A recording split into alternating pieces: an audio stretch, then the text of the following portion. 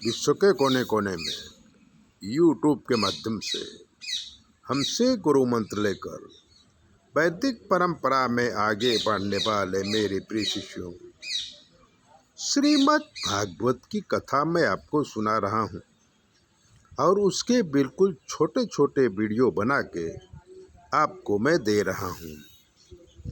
आज मैं आपको भक्त सुदामा की कथा सुनाऊंगा। पूरी भागवत सुनने के लिए चैनल को सब्सक्राइबर कर लीजिए, लाइक कर दीजिए, घंटी दबा दीजिए, दूसरों को भी भेज दीजिए। और सुनिए, श्री कृष्ण और सुदामा संदीपनी ऋषि के आश्रम में शिक्षा ग्रहण कर रहे थे। वहीं पर उनकी दोस्ती हुई थी। श्री कृष्ण यदुवंशी थे और वीर पुरुष थे, भगवान थे।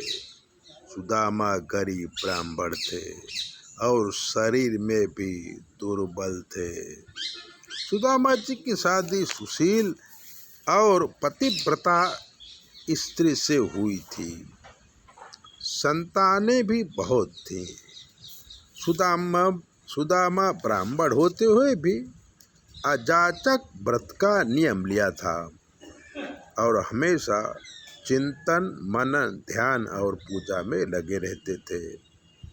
कोई घर में दे जाता तो ही घर में खाना बनता था।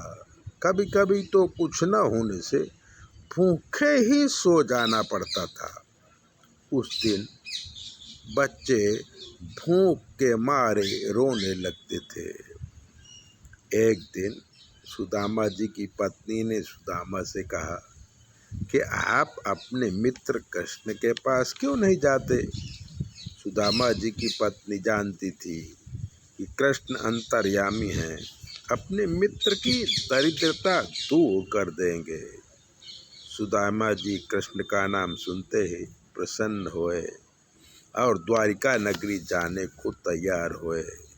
सुदामा जी की पत्नी ने एक फटे कपड़े में पौवा बांध दिया और कहा कि मित्र कृष्ण को ये पौवा भेंट कर दीजिएगा।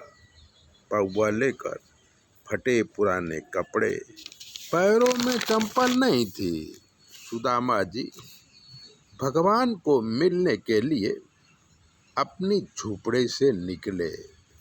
चलते चलते शाम हो गई।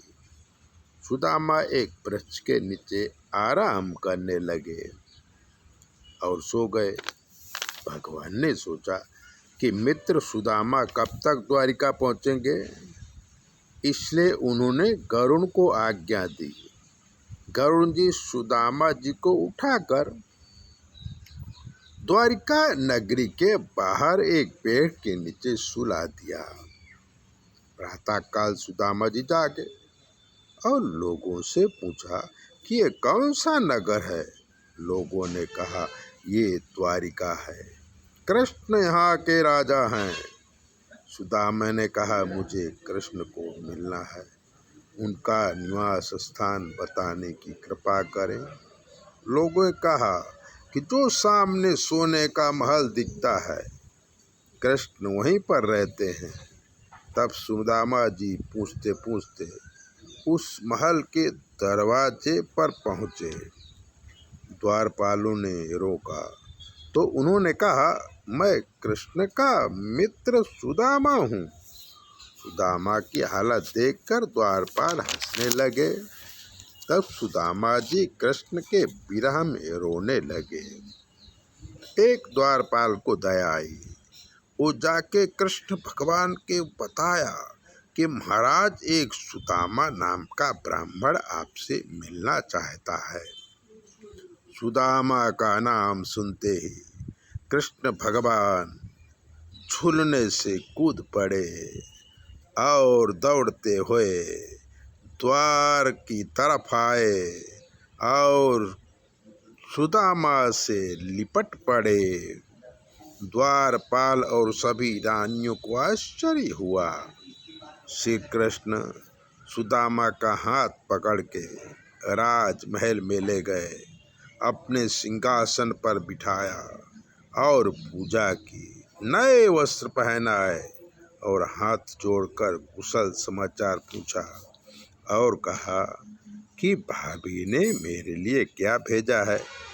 सुदामा जी सकुचाने लगे तो कृष्ण ने बगल में दबाई हुई पोटली अपने हाथों से खींच लिया और पोटली खोल के एक मुट्ठी पौआ खा लिया और द्वारिका जैसा वैभव सुदामा जी को दे दिया। दूसरी मुट्ठी खाने लगे तो रानियों ने पोटली ले लिया और प्रसाद समझकर आपस में बांट लिया, वरना त्रैलोक का राज सुदामा को मिल जाता। थोड़े दिनों तक द्वारिका में रुकने के बाद सुदामा